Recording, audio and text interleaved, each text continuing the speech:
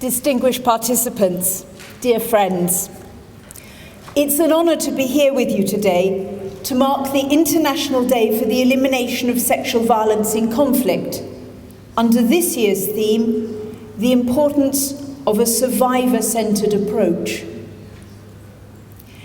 I'd like to start by quoting United Nations Security Council Resolution 2467 on conflict-related sexual violence, adopted just 2 months ago.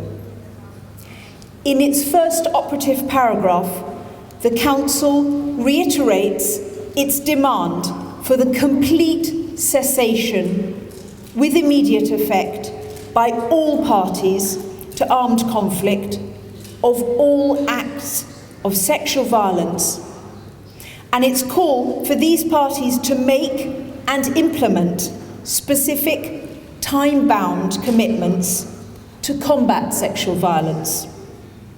It also, importantly, encourages national authorities in this context to strengthen legislation to foster accountability for sexual violence. This is a resolution, of course, which has particular resonance for Iraq. For more than 3 years during the conflict with the so-called Islamic State of Iraq and the Levant, Daesh, women and girls were subjected to the most atrocious forms of violence, including sexual violence, as a weapon of war. They suffered horrific and prolonged sexual abuse. They were imprisoned, beaten, sold, burnt, raped, and tortured. Despite an end to the conflict, many of these survivors continue to suffer from depression, fear, panic attacks. Some even consider self-harm or suicide. It is widely agreed that a holistic approach is the best way to start rebuilding the resilience of survivors, minimizing the risk of re-traumatization, social exclusion, or stigma. A survivor-centred approach ensures that the safety and welfare of survivors remain paramount, which is why, when the United Nations Security Council adopted Resolution 2467, it articulated a survivor-centred approach to facilitate the prevention of and response to conflict-related sexual violence. The resolution recognises the need to ensure survivors of sexual violence have non-discriminatory access to services such as medical and psychosocial care. Equally important, as the resolution underlines, is the need to strengthen access to justice for survivors of conflict-related sexual violence, including through the prompt investigation, prosecution and punishment of the perpetrators. The United Nations Assistance Mission in Iraq is working to ensure that the aspirations of that Security Council resolution can be realised through concrete solutions on the ground here in Iraq. For example, our senior women's protection advisor has recently conducted training in Kirkuk for local NGOs working with survivors of conflict-related sexual violence, with a focus on identifying early warning indicators. She's been working in coordination with United Nations agencies, funds and programs to support the government of Iraq in implementing the joint communiqué on prevention and response to conflict-related sexual violence. The implementation plan for this communiqué includes as a priority the reintegration of and services for survivors of sexual violence and children born of these violations. United Nations bodies have been working together to expand our documentation of cases, historic and continuing, of conflict-related sexual violence, which we believe have been significantly underreported.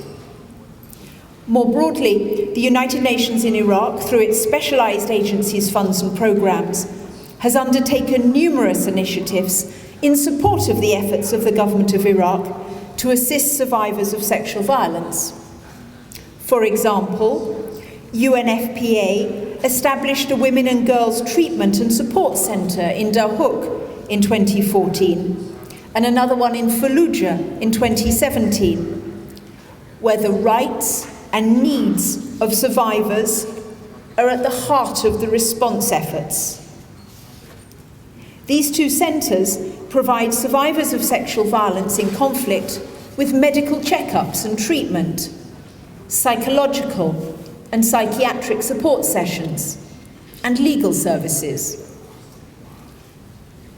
UN Women is providing services and referrals, including psychosocial support and legal services, to female refugees and displaced, including conflict-related sexual violence survivors, as well as to women and girls from host communities at risk or who are survivors of gender-based violence.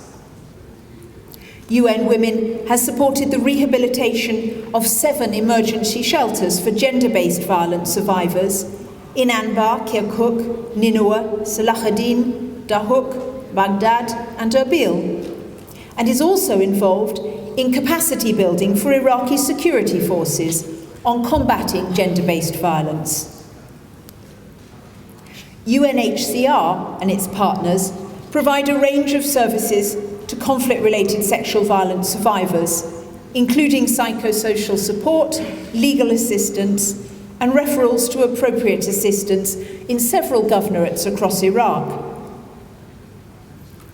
UNHCR and its partners also engage in a wide range of prevention activities, including a project on engaging men in accountable practices, implemented in a camp for the displaced in Erbil in 2018, and ongoing in 2 camps in Dahuk this year.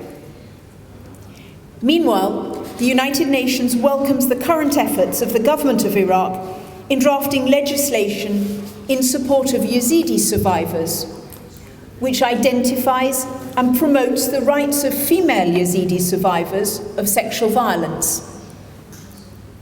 The United Nations would like to see public recognition, too, for the survivors of sexual violence from other communities. Nor should we forget male survivors of conflict-related sexual violence who endure a particular burden of shame and stigma.